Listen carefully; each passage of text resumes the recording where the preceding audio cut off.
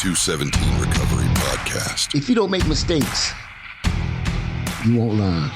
With your host, Corey Winfield. You know, there was a reason why that didn't work out. And you can look back at it and go, yep, I'm glad that didn't work out how I wanted it, because that would have been horrible.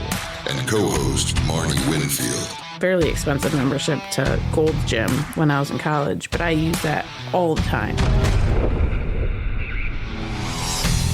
If you don't make mistakes, you won't learn. It is Friday, June 28th. My name's Corey Winfield. My name's Marney Winfield. And this is the 217 Recovery Podcast for the 8th time tonight. Is that about right, Cori Smoker? Yes, it is. Jesse Smoker, does that seem about right? That seems about right. Yeah, you know, I was just letting you guys know, I don't just listen to the intro, I live it.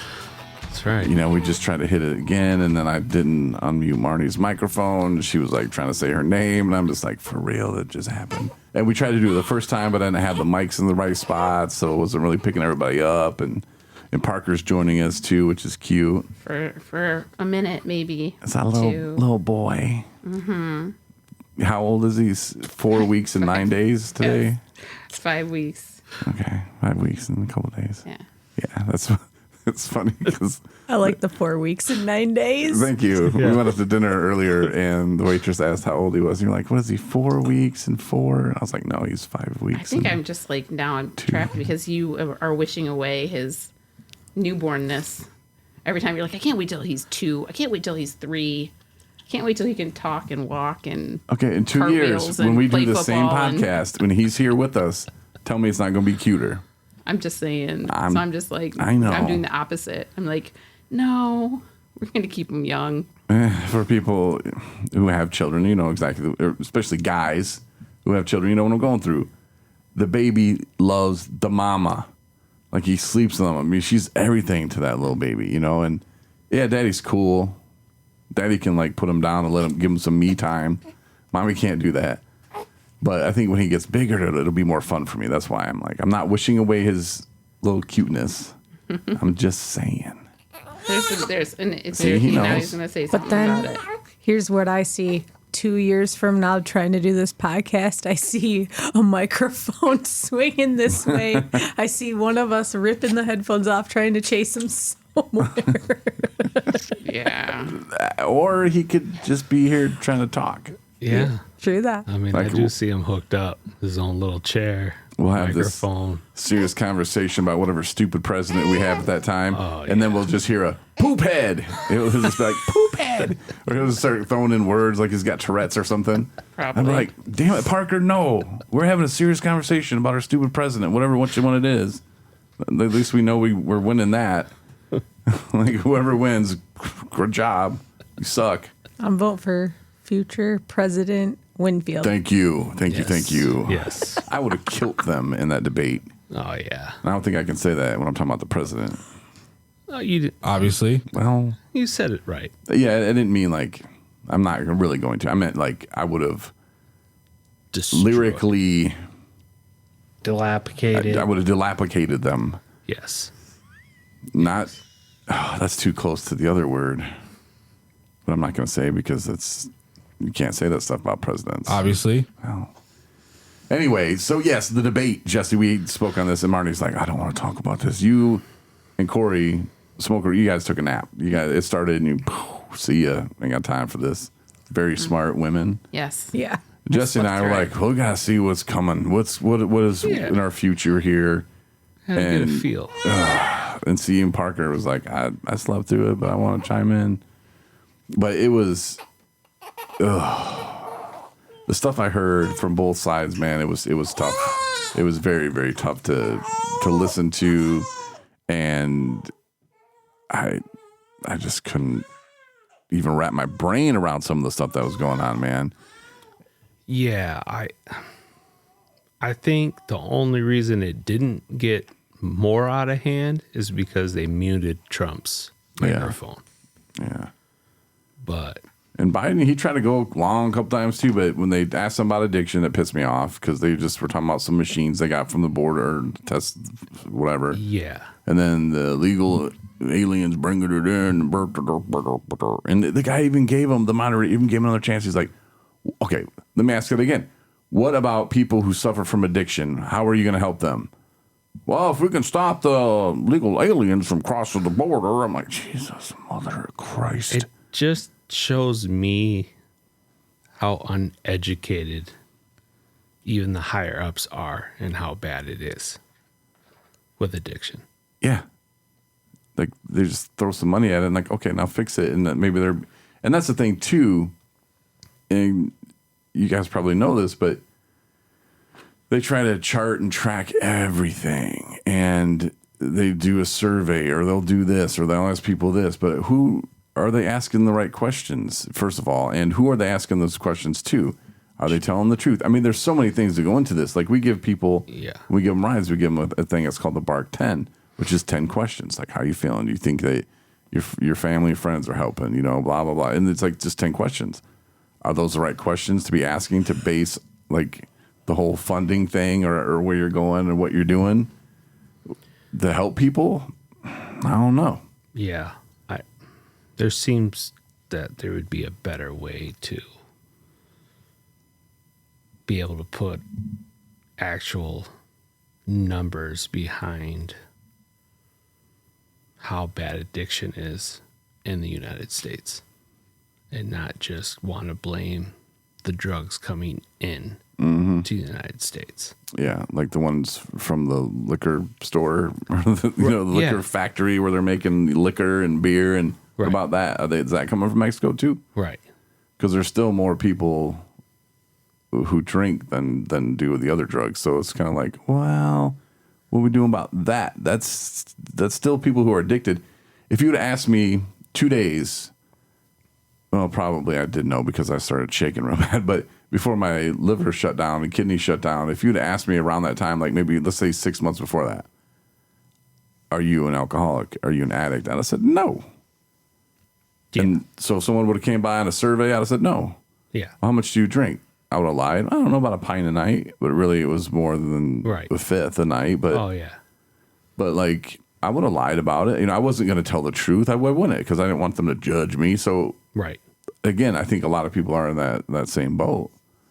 Yeah, without a doubt. So like these questionnaires and all these surveys and these stats that they want. Well, we need stats. We need these numbers. And are you getting the right ones? And at the end of the day, when I'm president, we're gonna have fun in recovery. You know, that was my motto going into it. It seems to attract some fun people, and that's what we do. And that's what it's all about.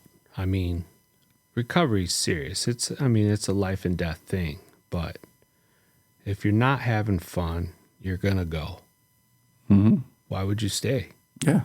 I mean, at least. I mean, when we're using, we're numbing it. Are we having fun? No, but we're not feeling that pain in that moment, you know, and that's why we're trying to escape, you know, because we don't like the way we feel. Right. And if you're just trying to white knuckle it and go through life just, well, I'm just not going to use, not going to drink, but you didn't change anything, you're not having fun, life's miserable, well, nothing's changed. You know, you're still going to be feeling miserable. Correct. That's what I was going to say. I'm like, I definitely, if I didn't start redefining my definition of fun and living in recovery and start meeting and hanging out with more people with like-mindedness to me, and stayed miserable in my recovery, yeah, I would have done picked up by now and not stuck around to see all the gifts and miracles that I've had along the way. And in the beginning, it was easy for me to stay miserable. Gave me an excuse to continue to act the way I was acting, but without drugs and alcohol. See, nothing's getting better. Yeah, this sucks. I drank it 2 weeks with, stupid. This doesn't work. Because I just needed to get bad enough so I could leave or justify the reason why I'm going to go back out and destroy myself. But like when we had the 217 recovery show here last week, and it was about hope, I heard a lot of people say, yeah, I sobered up, but all my problems were still there. Mm-hmm. And it's like, yep, that's where the work begins. And that's where it really, that's where the rubber meets the road, if you will. And I think for me, when all that kind of came to a reality, like boom, still got the problem, still got this, still have this, still got bills that you haven't paid, still have, a little crappy car, like it was all those little things.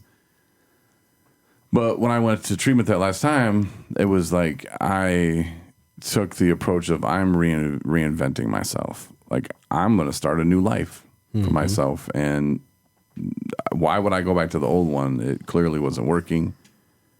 And I'm going to have fun in recovery, and I'm going to learn about myself while I'm in this treatment center. I can't leave after a week or two like I normally would. So those are my options, like I can just be miserable and hate it, or I can be like, no, I'm going to change and I'm going to reinvent myself. And I don't know what that person is or what it's going to be, but change can be scary. Oh, 100%. And I think what helped me the most is finding that people were thinking like I thought, and they were relatable. I was like, oh, I'm not the only one who thinks like that. Thank God. Because I'm selfish. I'm thinking like, I'm the only one going through this. I'm a piece of garbage. Yeah. I'm no good. I just can't get it.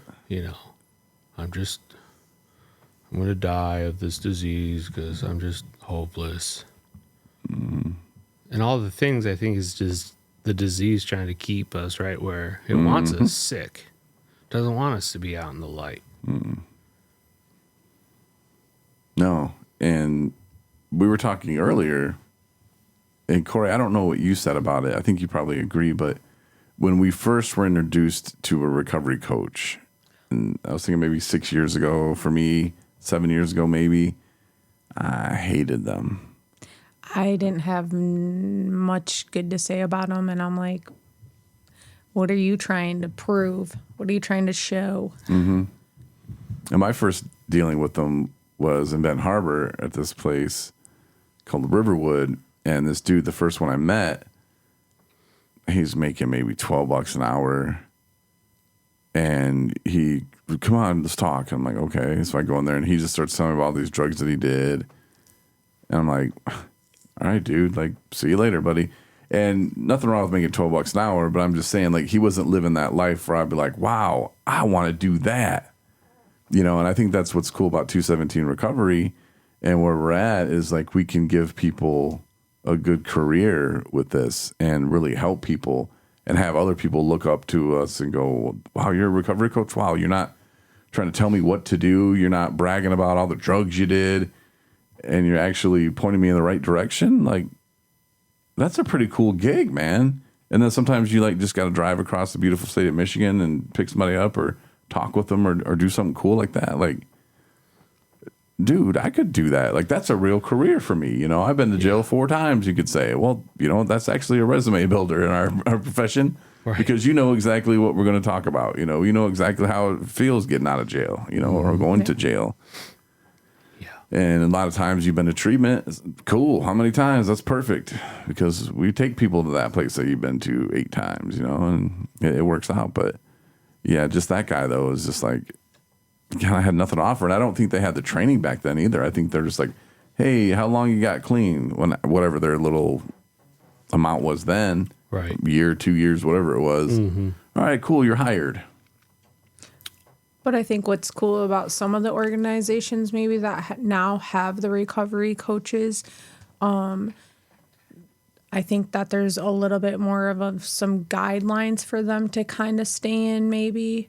But also now what I see from the recovery coaches, I kind of seen when I was coming in or it was starting 6-7 years ago to now, the recovery coaches that I kind of am viewing in my vision, I'm seeing them actually like living in the recovery as well. And that's kind of what I mean, if I was looking for a recovery coach, I'd want to see someone that's also walking the walk, that's living the life in recovery as well. So when they're coming at me with their different maybe resources or what helped for them, I can see, I'm like, wow, okay, you made some sacrifices, but you also set some goals, and now look where you're going. I want to go somewhere positive too. I don't want to hear the here over here, but then I know what you're skipping down the street over there doing, you know? So. Yeah. And there's nothing better than a drug addict, an alcoholic, or just a drug addict giving back to another addict. Nobody else understands. And I don't think a lot of people understand that. Like, oh, my story's not that good. No, it's real good. You know, like I always think like, thank God my wife didn't have to go as far down the scale as I did. But we had the same bottom. She just got to hers a little quicker than I did. But it's the same, you know? And that's what I like to see. I like seeing that recovery coaches aren't exempt from doing what the newcomer has to do to stay sober themselves. And there is nothing better than seeing a recovery coach at a function, a 217 function, or an ATS function, or even at a meeting. It's like, oh, okay, you do this too. There's something to say about that. Yeah, there really is. And it brings that, like you said, Cori, that I want to see what you're doing. I want to see you out there in the streets doing it. And the guy that I was talking about, he like lived in South Bend. So like he really wasn't a part of that community, you know, like in Benton Harbor, like he lived in a different state. And it was just like, I'm never going to see this dude around. I don't even know this dude. Right. And I don't know. It was not the ideal situation, but I think things have changed. And I think, you know, the guidelines and everything are a little different. And just the fact that you can take the state training now, you know, back then, I don't think they had that even. And in the state training, I was so surprised by it because it was actually good. I was going into it like, this is going to be state training. This is probably going to suck, but it was actually really, really good. And I learned a lot of things, and it was nice to know that I'm going to send my guys there to take it, you know, because Mitch took it and Justin already taken it. But it was nice to know, like, okay, they're not just going to some BS play around all week thing. It was real training, and it was really good, and everybody gets something out of it. So it was nice. And there's people that are coming through that I'm like, hey, do you want to be a recovery coach? This is the stuff that you need to do, and here's the stuff that you need to take. And one woman, she's got a year, like over a year, but you got to have 2 years to take the state training. But then you do that, and you can work for a place that can actually employ you if they bill Medicaid and they go that route. Once you're certified with the state, you're billable. So she can become an asset to different places. And she took one training. And it's a C-car training, which is okay. It's good. You know, it's a foot in the door, and you can take that when you're 6 months clean, even though they tell you you're sober when you say you are. And then they'll say at least one point in your life, if you had a year clean. Well, okay, I had like 12 years clean at one point. I don't know, I was a kid. But they say that, and it's just like, you're in recovery and you say you are. Well, I'm like, come on, I can like. But you got to have like 6 months. You got to have 2 years. You know, like none of it makes sense. Mm-hmm. But I think most people who want to do that play it straight anyway. Mm-hmm. You know, they're not going to go in there and be like, I got 3 years, and they got like 6 months or 2 weeks. Yeah. You know, so and the state one too, they'll like interview you before you take it, and that's cool. Yeah, so they're trying to weed out the BSers, because I'm sure there are some. You know, we could BS a lot of people back in our day. Oh, yeah. Well, I just think, and they probably see that in their interviewing, like, what is your motive and motivation behind becoming a peer recovery coach?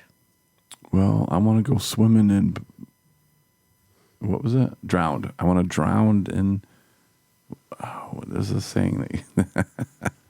Just kidding. We're not going there. Nope. Obviously. But yeah, so that's recovery coaching nowadays, and I think it's a good career path for some people. And they were saying that we need more of them and stuff. And I agree to an extent, but I just think we need stuff for them to do.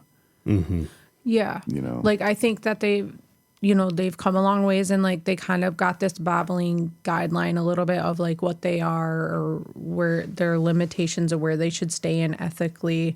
Now it's like, how do we like have that set up for them in motion on a daily job basis to make it like a productive Right. role, right? Because some guys will just come to the office and sit at a desk all day and not do anything, you know, and that would be boring, man. Like, that's not having fun. It's a long day. Yeah. And I'm just like, well, how about we grab some guys who don't have vehicles and go to a meeting out of town? Right. You know, like we used to have fun, man, back when I was in sober living, going to meetings. Oh, yeah. And we'd go to meetings 30 minutes away, and it was a meeting on the way to the meeting and a meeting on the way back, and we'd play some stupid game and laugh, and Yep. it was fun, man. It really was. And I kind of miss those days a little bit, but you got to do something. And that's something that people can do easily, you know, like, hey, pick up the phone and just start calling some recoveries. We got like 700 phone numbers at our place, or maybe even more, probably more. Yeah. And it's like, see, these people want to go to a meeting. Let's go pick them up. Yeah, our big thing here, which I miss a lot, was Saturday Night Live at Munson, the open talk. I miss that a lot. Which, yeah, I mean, they try to do it, but it's not the same as it was. No, because you go into the hospital and you're bringing people down from the hospital who are suffering from this disease, whichever it is. And you got people from rehabs and Tukoski and Phoenix. And I mean, there's over 150 people in one night. Listen to the message. And that, and then everybody starts showing up every Saturday. And you start to get recognized. People start noticing you and like, hey, good to see you again. Or how you been? Or, oh, it's John, right? Or there's nothing better than somebody remembering you, just to make you feel that much better about yourself. But that was a good time. I miss those days. I've heard of it, but I've never actually been there in person. And did COVID kill that? No, they had some. Well, so then there was some mishaps, some abuse of the property. So then we got moved to the cancer center. But then, COVID, that was it. Because I was supposed to do an open talk at the cancer center when they moved over there for my 5 years. But March 17th was when 2020 was when they ex-nayed. They shut down the meetings, and I remember that being just like, they shut down AA. I remember that being a big thing. Yes. And so then we ended up having we always broke the COVID rule at our house. We always had a bunch of people over. Oh, yeah. I mean, if we were going to get ticketed, we were getting ticketed big because we had at least 30, 40 people outside. Wow. Beach chairs, we doing it. UFC fights, you name it. Come on over to the Smokers. I'm an alcoholic and an addict, dude. I cannot be alone for very long. You know what I'm saying? Like, oh, you can't make it to a meeting? Let's have a meeting here. I got a coffee pot, I like that stuff. I mean, it's that simple. Yeah. It's that simple. Did you get COVID? 3 times. 3? Yeah. But you know what? It was worth it. It was worth every single case of COVID that I got. Because you know what? I guarantee there was COVID going back out. COVID going back out. I guarantee there was somebody. COVID. I mean, people who got sober during COVID, my hat goes off to you guys because I would have used that. I would have ran with that. Mm-hmm. Mm-hmm. I mean, so people who made it through COVID sober, you're the real MVP. But we didn't get COVID until we got it 3 times in 2023, I think it was. Wow. Yeah, we don't need to talk about all that. Well, I'm just saying that's when we got COVID. Yeah, COVID. We made it healthy, or we made it through all of that, and then Nope. There's only the first time we had it together and we were dead in the bed. And then I had it separate and then Jesse had it separate. Oh, and then I just had it this past Christmas, but that was like, I felt like a sore throat and a runny nose for 2 days. I mean, we're professional now. You've had it 3 times, so it's like you get COVID. It's kind of like just the sniffles and a cough, you know. Like, it just never went away. Right. Yeah. Yeah, I kept getting it from my wife. I got it from her job. Yeah. Ooh, they were masks Nazis. There is what the term. This is what they call them. Because gotta wear your mask. Gotta wear your mask. How the hell am I getting COVID then? Right. Right. Corey, the same way. Corey brought it home from work Yep. all the time. I don't know. They're trying to kill us. Yeah. Sober. Life insurance is up to date. They don't need us anymore. She's hanging out of the hospital. Who has COVID? You? Okay, come here. Yeah. Give me some of that. High five. Yeah. Give me a kiss, honey. Cough on me. Yeah. I have a fetish. I like when people cough on me. Just do it. What? Right. Why do you keep coughing on me when I'm kissing you? Damn it. You wake up and she's just like hovering over you. Just, Yeah. Yeah. what are you doing, honey? Go back to sleep. No. He's Little the witch worst. hat. We're not very good people when we're sick. So No, I'm the worst. I'm the worst. I think I got the worst sickness. Something from Africa. Like, get away from me. I'm so sick. And then my wife's like, stop being a little baby. She's all working and doing her thing. I'm just like, get away from me. I just dose him with NyQuil. That's what I was doing. And Marnie was like, you can't be drinking all that, you know, blah, blah. And I'm like, I drank it just to go to sleep because I didn't want to be alive. You know, I was just like, ah. That's what my wife does to me. And she's like, is that you want the alcohol one or the one? I'm like, I don't care. I was like, that's not enough alcohol in there to get me drunk. Like, trust me. Right. I'm trying to go to sleep. I have COVID. Right. And I don't care whatever one's on sale, whatever I have on the shelf sounds good to me. As long as it says nighttime, let's run with it. Right. Yeah. You know, like I didn't really, that green one was horrible though. Oh my But God. it worked good, though.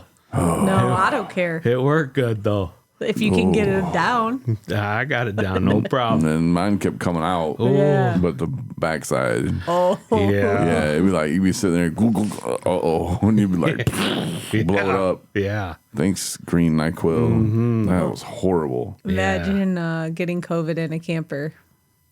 I got COVID in a camper. And the toilet was broke.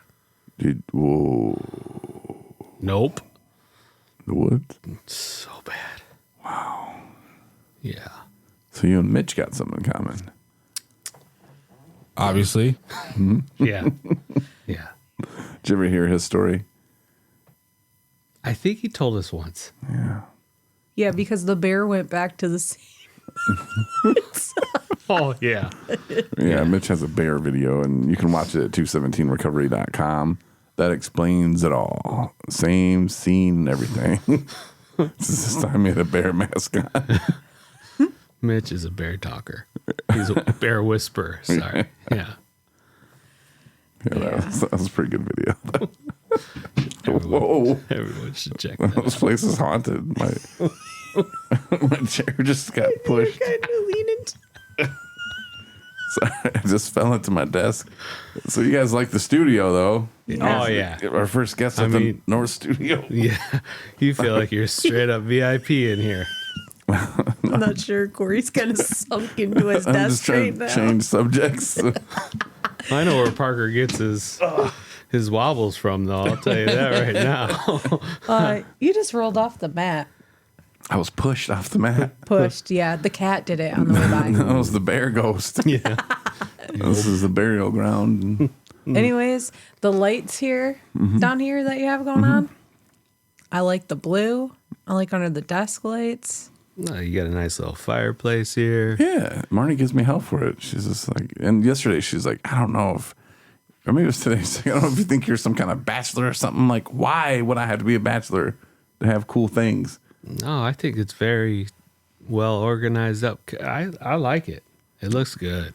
Well, thanks, guys. Real clean. I appreciate it. You know, and I got the new I think your whole house looks amazing. Yeah, the whole sound house panels, does. and it's pretty cool. And you guys, I really like your art. Yeah. Thank you. The new piece of art on the wall. Oh, are you talking about the purifier? Yeah.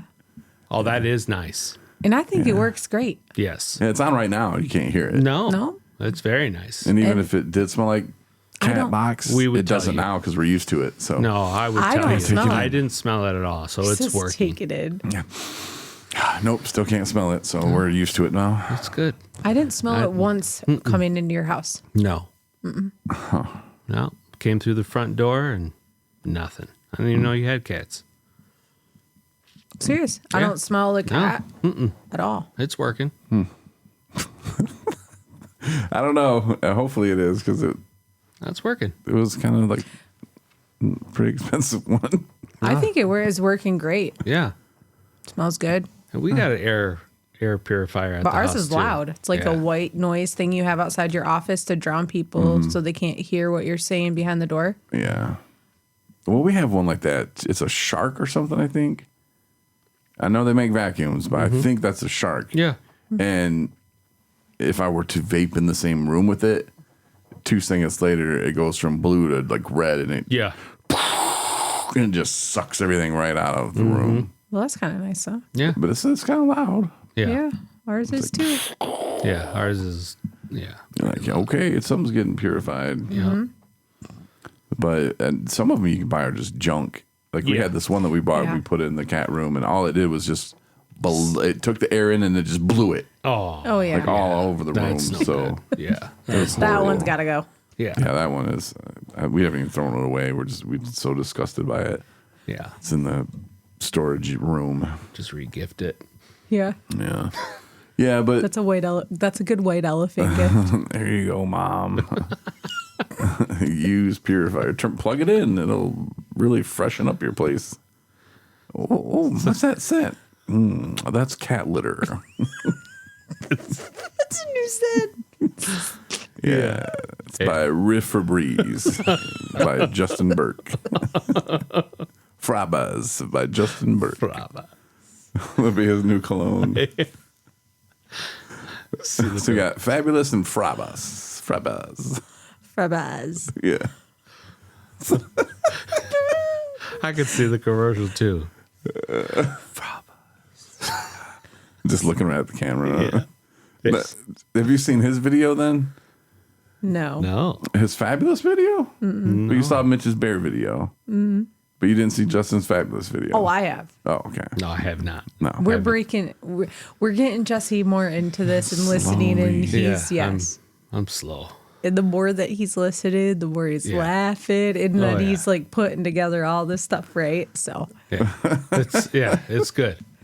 It's good. we got to let Jesse just arrive on his own time, Okay. and then once he's there, then he's all in. All So right. Yeah. I'm a slow burn and then it's off to the races kind of thing. like he's Gotcha. all in now, especially because he did not know what you had in the back of your car today, and then boom, he was like, "Oh yeah, that's my man right there." Oh, yeah. He's talking my lingo for Because I was sure. real confused. Like, need your help.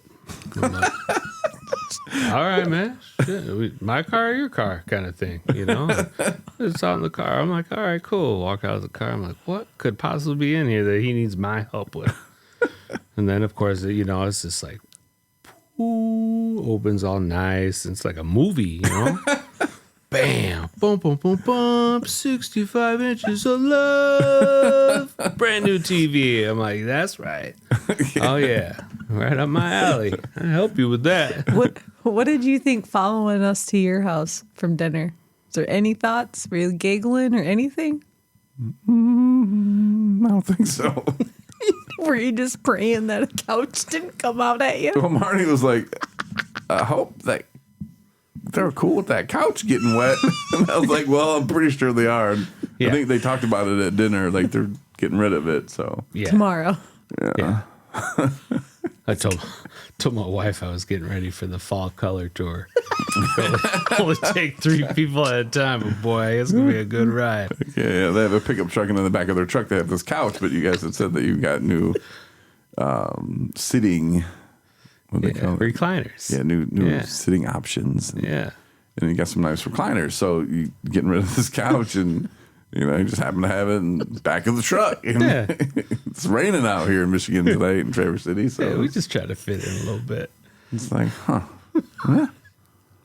You never know when the smokers pull up, okay? I was like, what if the gas cap's open too? Should I tell them that, or maybe that's just something they're doing? No, that's a gas saving mode. It kind of comes out a little bit to You get direct some the- wings. to get some wings. Yeah, that's good. That's good. yeah. And then my wife almost hit a tree in the parking lot today. That was scary. Yeah, it's just there. It's just the there. middle You of turn the like road. the road. What the? There's a tree. Yeah. Yeah. And I could only imagine at nighttime because there ain't no street lights up here. You just like, what was that? That's a tree. Yep. With the, I well, was it on has the a- road. Yep. Yep. Sure It has a were. tiny little reflector on it. It's going to be too late by the time you notice that reflector. Well, especially because, I think out of all of us, we might have some 20/20 vision here. No. I'm real close. I mean, I probably take us down a lot. So, Yeah. but You're blind. I can see perfect up close. It's just, that's good. Yeah. I'm That's about good. 7-8 feet away, and I'm like, Yeah. who are you? Is that my wife? Yeah. Can any one of us see far away? No. No. No. Don't ask me. I'm negative point. Haven't I'm you negative noticed that 3.5. Haven't you noticed the TVs keep getting bigger and bigger, and we keep Exactly. getting closer and closer to the I TV? told Marney, I'm like, we Yeah. need a big one over here. Uh-huh. We need to scoot that closer. And she's like, you don't need a bigger one. And I was today when I was looking about the TV, and I'm like, but she would kill me if I replaced that one. Right. Because that one was like, nope, that's the one for a couple years. Sure. And so I'm like, okay, cool, fair game on that one. The one upstairs, our bedroom, Yeah. fair game, right? Because that one's still on that wall, so that one's not getting replaced for another year. Yeah. Yeah. Okay. Yeah. I respect that. My wife allows me to get new TVs. She knows it's important to me, so we always just keep rotating. But So- we can't get any bigger than the one we have now. Oh, sure we could. That's we can always go bigger. Just move stuff out of the way. Yeah. Yeah. We just got to make sure we have a wall long enough. Is the Yeah, like Like that that wall's wall right perfect. there, Like you can I could go- get 120 inch. oh easy all day. And that's what would be perfect on Yeah. that. I mean, 85 is going to look great there. but see, is 85 big enough? I mean, is it ever going to get big enough? I mean, once you go 85, you're not going to go back down to a 55 ever again. Except for in the office. Well, that's Well, a 48, I think, Yeah. here at the I mean, that's different office. though. Yeah. You know, but But over there in the Winfield Plex, which is Right. right next to the office. right. Because, That, I mean, like from here, like just looks like a normal TV. right. You can't afford season tickets anymore. You might as well buy the TV so Yeah. you feel like you're a season ticket holder. That's how I look at it. Yeah, and it just doesn't work. Like I had to put my glasses on. I don't like watching movies with my glasses on, man. Oh, And this was months ago, and it was like a Julia Roberts movie, and I was like, whoa. Like I saw the wrinkles because I had just got a new prescription, which now I have a new prescription. So nice. that's how my eyes are going. So I'm just like, we got to get closer or we got to get bigger. Yep. But the problem is like some of them bigger ones are like 100 inches or whatever. Mm-hmm. They're not the OLEDs. Right. So like, Yeah. when are they going to start making those bigger? You're right. Or maybe they do. They're like 30 grand or something. Yeah. Stupid. See, I always wait. They'll make one that big as soon as you buy one that big. Well, I'm You just know not what going I to spend 30 grand I on it, you know. know? Yeah, no. I always wait. Then you can get you a Hisense 120 incher for like $3.99. Right. And I'm like, whoa, no, I'm Right. not going to fall for that one again. Nah. Uh-huh. Like my next one will be an 8K TV. I'm just waiting a little bit because there's no reason for me to jump to the 8K right now. Yeah. 4K's doing just fine. Yeah. And they're cheaper. Remember back in the day when we had the boob tube? Like, Those things break yourself trying to move those things. I don't even know how we used to do that. got 27 incher. 32? I ain't hoping you move, dog. Sorry. Oh, yeah. Like, and then you got those people that had the ones that were just like that big ass unit and they were just flat. Oh, They weren't, you couldn't see nothing on them. Like, but people thought that was the shit. And those Oh, people were yeah. so excited. Look at my flat screen. Oh, yeah. Yeah, dude, that's like an entertainment center in itself. Like, Oh, yeah. you help me move it? I had a guy. Speaking of entertainment centers, what about just moving to entertainment center, not with? Yeah, I feel like we got hoaxed in that. You know how many entertainment centers we bought in our times, man? And now, hanging on the wall. yeah. Hanging Like- on the wall. Or, Like, what is that thing over there I have that's holding up the sound bar? A little shelf or something. but it's perfect. Yeah. Yeah, but it's not an entertainment center. Big No. old wooden thing made of real solid oak. That has the hole in it to put the big old Built by the box. Amish, so it's good. And they'll knock Yeah. on it real hard. I'm like, fuck, that's heavy looking. Yeah. Yeah, it is. Oh, shit. Yep. $3.99 to have it delivered by the Amish, so it'll be here in about 2 weeks. And like, damn, coming all the way from Indiana? No, Pennsylvania. Fuck. But it's real solid. Like, damn it, man. Yeah. I'm gonna get it there, and then you get kicked out, and you gotta move. Yeah. Yo, can you come help me move? Yeah. Most of the time, I just left my stuff there. I forgot to tell you about the stairs. Yeah. Oh, we don't do stairs. No. Come on, Jebediah. Let's get out of here. Hiya! Well, they really peeled out of here. Yeah. They were gone. Ah! You imagine? I'm like, get them. And you call animal control and you report them for abuse on animals or whatever you call the police. Like, yeah, these people out here just beating the shit out of this horse, man. I don't know. They have these funny hats on and shit. They talked weird a little bit. I bet if you pull them over, they won't give you no ID. Yeah. They even old enough to drive. They said cops can't mess with me. That's what they said. It's because they don't pay taxes. Just kidding. I love Amish people. Yeah, they're good I people. don't really know them, but I do. They work hard. They do work things hard. right. Parker's dresser, they're made by Amish people. Nice. Yeah, because we're looking at it, and it's like, look, like, we're going to get some for like $100 off Amazon. Right. We could. Or are we going to get some for a couple $100 more or however much it was? I can't remember, but this is something he's going to take with him. You know, like that's what I told Marney we bought. I'm like, Yeah. this is something he's going to move out with. Yeah. Like this stuff is really quality, and Yeah. it might have some stickers on it or some dumb shit, but I'd be like, that's what you did when you were 4. Right. It's yours. Take it with you. And I think that's worth the investment then. You know what I mean? Yeah, I do too. That's what we do for the little man. Yeah. He wasn't even here yet. Yeah, having kids is weird. Having a kid is weird. I'm all like kids. It's still, it's just one. But still, it's life change. It's a life changing event that is evolving, right? And I don't remember if Marty said it in this podcast or if there was one before, but the one that we're doing didn't air or anything. But when she was talking about how I wanted Parker to grow up faster, but I do, and it's for a selfish reason, just for the fact that I want him to be 2. I want him to love daddy. Like right now, Sure. mommy is his source, man. Yeah. She loves him to death, man. And I do too, but she has that bond. You know, she feeds him. She keeps him alive. Yeah. And he knows that. And like this morning I woke up and I rolled over and I looked and she was sleeping and he was on her chest and he was just sleeping. He just looked so comfortable. Both of them did. And I was just like, aw. And I stared at him for about 10 minutes before I started like going, hey girl, just put a little baby over there. That needs some love. Not just kidding, sort of, but not really. But I did take that 10 minutes in though to just be like, wow, like this is my family. Like this is amazing. And God is so good. And even though we had to go through the dark and we had to hit them bottoms and we had to feel all that pain, it was worth every minute of it. And I wouldn't change it for the world. It makes me appreciate what I have today.